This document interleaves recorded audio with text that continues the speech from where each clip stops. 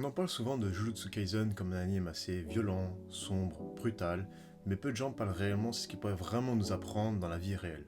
Aujourd'hui, je vais te parler de Yuji Itadori, qui n'est pas réellement représenté comme un héros, mais plus comme un être humain normal. Parce que Yuji nous apprend pas réellement à comment gagner des batailles, ni à comment devenir plus fort, mais plutôt à comment supporter la vie quand on a l'impression que tout s'effondre autour de nous. Yuji, au début de l'aventure, est un être humain assez simple. Il n'a pas d'objectif spécifique ni de but spécial. Il le fait juste par principe de son grand-père qui lui dit de mettre sa force au service des autres parce qu'il est considéré comme un être humain qui est quand même assez balèze. Et donc du coup, justement, quand il se passe quelque chose de terrible et qu'il ne fait rien alors qu'il a justement la possibilité de pouvoir le faire, mais ce serait encore pire. Un peu comme Spider-Man quand il dit que de grands pouvoirs impliquent de grandes responsabilités. Vous voyez le lien. Et quand il avale le doigt de Sukuna, il le fait justement parce que si personne a la capacité de le faire à part lui, c'est qu'il signifie pour lui justement qu'il a le devoir de devoir le faire. Et en fait, c'est un peu représentatif de la vie réelle. Parfois, on prend une tâche, une responsabilité de qui au départ, on n'a rien demandé au début, mais parce qu'on le fait parce qu'on sent que c'est nécessaire de devoir le faire. Et Yuji, il pense même naïvement que juste après cette histoire-là, que de devoir le fait de se sacrifier, parce qu'il accepte de pouvoir mourir après, que se sacrifier pourra suffire justement, pour assouvir son principe. Sauf qu'il apprendra à travers la saison 2 que ce sera pas suffisant du tout même. Et c'est durant la saison 2, après l'événement de Shibuya, que tout va basculer pour Yuji.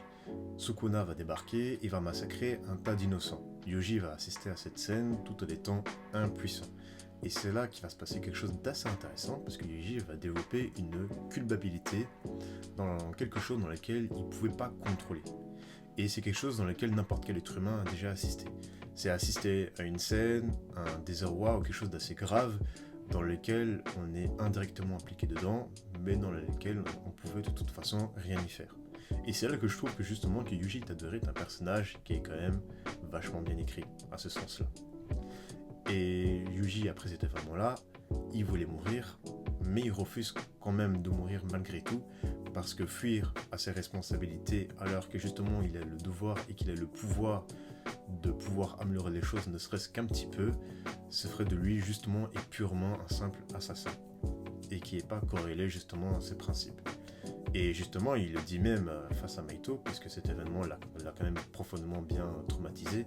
Il se considère même plus comme un être humain, mais vraiment purement et simplement comme un outil dans lequel il est prêt à accepter toute la souffrance du monde. Et que justement c'était son devoir et qu'il était juste un outil pour assouvir ce devoir-là, qui est justement d'essayer d'empêcher que le pire puisse encore plus s'aggraver dans le monde du Jujutsu Kaisen qui est déjà un phénomène déjà hyper catastrophique.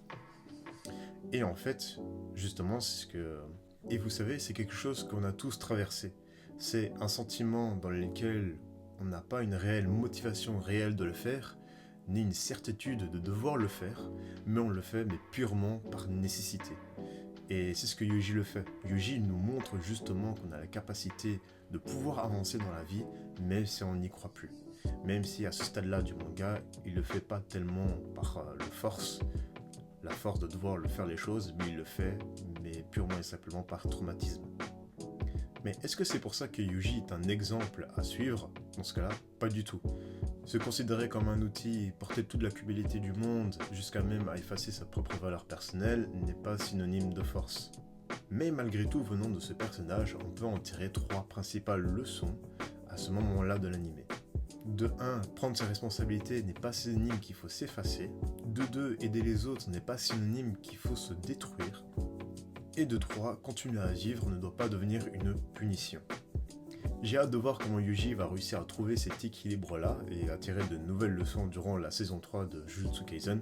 Je n'ai pas lu le manga, donc je ne sais pas vraiment de comment ça va se passer, mais j'espère qu'au moins on pourra en tirer justement de nouvelles leçons et en faire une nouvelle vidéo là-dessus. Si tu as bien aimé cette vidéo et que tu veux me supporter justement pour ma première vidéo YouTube, n'hésite pas à liker et à t'abonner pour connaître de nouvelles histoires et de nouvelles leçons à en tirer.